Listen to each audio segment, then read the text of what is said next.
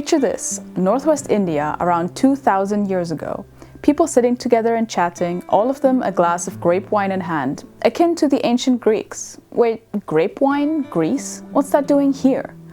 A long distance away in Eastern Central Asia, an ice mummy is found with tattoos of the local Pazyryk culture. But what is she wearing? And what are those motifs? When we think today of people from thousands of years ago, we don't tend to picture them wandering, not the least bit as mobile as we are right now. And it's true, a lot of people did not have the ability to go very far from home all their life, but throughout history, the story of humanity has been one of travel. 2 months ago, our research project, Eurasian Transformations, held its annual conference, and we were able to speak with 2 researchers about some highly interesting case studies. An ancient ice mummy with foreign clothes, Greek cultural practices in India. The things they told me about may seem at first glance like they have little to do with each other, but perhaps you can figure out what these 2 have in common and how they relate, before we get to it at the end of the video. The key to understanding why we find them in these places lies with empires and their borderlands. Have you heard the term borderland? Robert Rollinger is a professor at the Department of Ancient History and Ancient Near Eastern Studies from the University of Innsbruck, and he can explain. Of course, borderland play a crucial role in comparative empire studies. Empires are conceptualized quite differently from modern national state. That implies that they do not have that kind of fixed borders as modern national states do have. But they have much more open border zones that defines what we may call the imperial reach.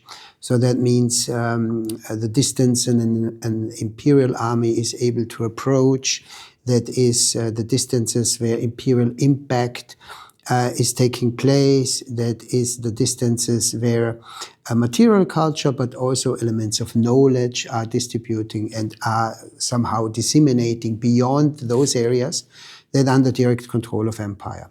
And this concept has huge impact, huge effect, not only on ancient empires, but also on modern empires. Just think about the movement, let's take the example of the US-American Empire, the movement of US aircraft carriers. Then you can see the imperial reach is nearly global nowadays, and that defines somehow a borderland. Okay, I understand. So when an empire expands, it touches on new cultures and peoples, and those people are influenced by the empire in some ways, and not just politically. They could embrace it and adopt cultural markers, or they could resist it, and through that, their own identity is shaped again. So how does that tie in with this mummy? She was found here, at the Pazyryk burial site, and she's not the only one. Dating to around the 5th century BCE, what's really special at first glance is that most of these mummies have tattoos. But hold on, why are we focusing on her specifically then? The interesting point about her is that she has a very, very different fashion. From the tattoo to the hairstyle, which makes her someone who does not really fit into the local fashion. Wu Xin is an archaeologist and historian who studies the Achaemenid Persian Empire and its interactions with Central Asia.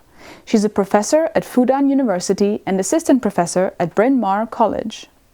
And then scholars working on tattoo are saying that because tattoo is personal and a lot of tattoos discovered in Pazyryk may represent the different stage of life.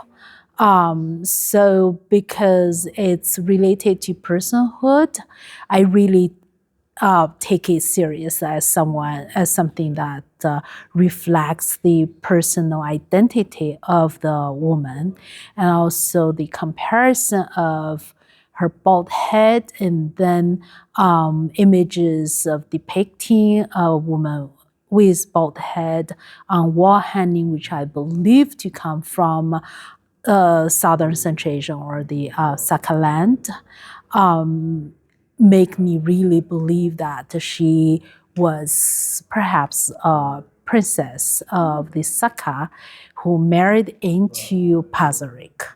The Sakha people were what the Achaemenid Persians called all people living in the steppe north of their empire. Here, we're speaking of a woman who is thought to be coming from southern Central Asia. The reason we think that she does not originate from the region of Pazyryk is because of the motifs of her tattoos, which differ from those of the others. So it makes sense that, as Wushin says, if tattoos represent stages of life, that hers would be closely tied to her origin.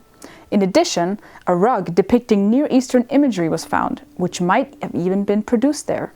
But that's not all. What's special about Kurgan 5, in which this woman is buried, is there are magnificent Chinese objects, like especially this beautiful, beautiful silk, which was reworked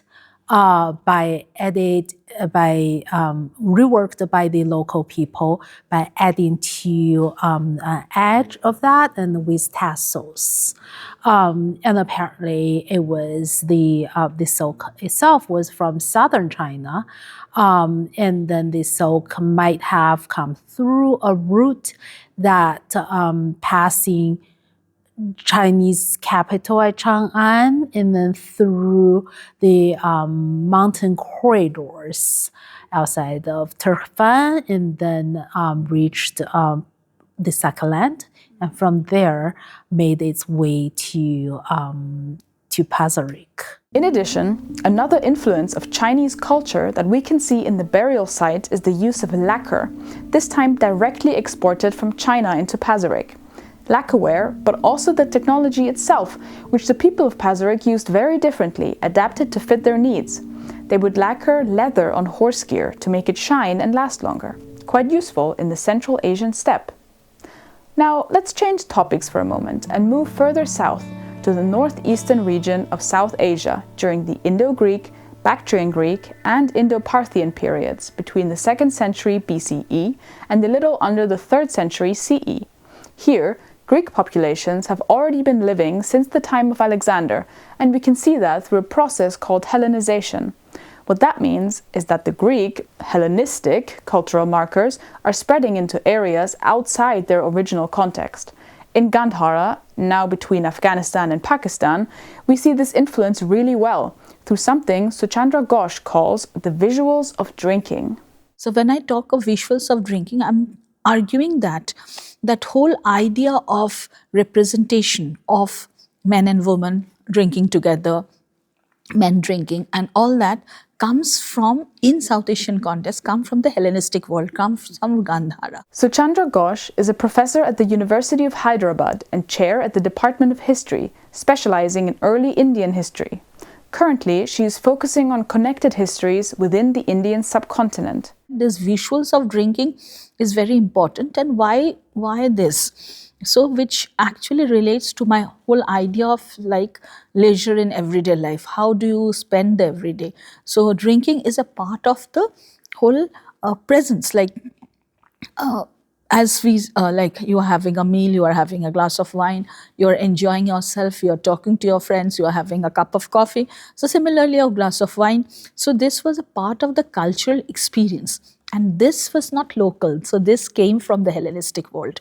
That is what I'm arguing. The concept of ancient Greek wine drinking as a social habit is probably already familiar to you through the god of wine Dionysus, Roman Bacchus, and the many festivals in his name. After all, the term bacchanal, referencing a Roman festival, is still used today to mean an especially wild and ecstatic party. Can we say then that drinking culture came from the Greek world to South Asia? Well, no, of course not. It's not that Indians did not know about drinking. It was very much there, right from the Vedic period. We have the references, and in various others. So there were two types of drinks. The soma, which is for the brahmanas, and the sura, which is for the common man. So it could be a fruit wine or anything. But the idea of having grape wine came with Hellenization, so in the Gandhara. So those sculptures actually show the process of winemaking. Like somebody is bringing the grapes, then there is threshing and all. One sculpture shows the threshing. Then you have the filtering, and then it's put in a cauldron, and then the wine, after that it is served and something like that. So the entire process can be seen through one sculpture. That is a really long way for a cultural concept to be traveling in the ancient world. We've already talked about a Greek presence in South Asia due to peoples like the Indo-Greeks, Bactrian Greeks, but they didn't just decide to pack their bags one day and move all this way. I'm sure you've heard of the Silk Road, the method of bringing silk from Asia to Europe. Well, that's actually a misnomer, because they didn't just transport silk, and it wasn't just one road. We're talking of multiple trans-regional roads throughout Asia that connected people, goods, and animals from all over the place. For example, there was, from the Indian side, Uttarapata, the northern road, linking to Central Asia, Taxila, and even further. We also have many Achaemenid Persian sources that show this, in form of texts written in cuneiform. These texts of the so-called travel text genre document, among other things, the provisions given to travelers on the road, people that are under the authority of the Persian king or other high official. We can see they were giving daily food, and where they would get more on the road itself, at way stations set up by the Achaemenid Empire. And in these tablets, we see that Bactria seemed to be a major travel destination, as well as origin of travel. Returning to the concept of empire and its reach introduced, we can see that this active involvement, building infrastructure, facilitated the transmission of things like drinking grape wine all the way from Greece to India. At the same time, these transnational trade routes also explain how Chinese lacquer items and Saka textiles made their way into Pazyryk. A borderland is a region in which an empire's reach can be measured by looking at the cultural and material transmission that is happening with the populations that inhabit said areas. As we heard in the very beginning from Robert Rollinger, this doesn't just apply to ancient empires, but can be used in the modern day too. We only briefly talked about it here, but if you want to learn more about what a borderland is, why don't you check out our previous video on the subject? Or, if you're more interested in how an empire can construct its own story, how about our video, How Empires Invent Reality, Japan, Crimea, and the Power of Narrative? Thanks for watching, and thank you to our guests, Robert Rollinger, Wushin, and Suchandra Ghosh. Consider liking this video and subscribing to our channel to learn more about the history and politics of Eurasia.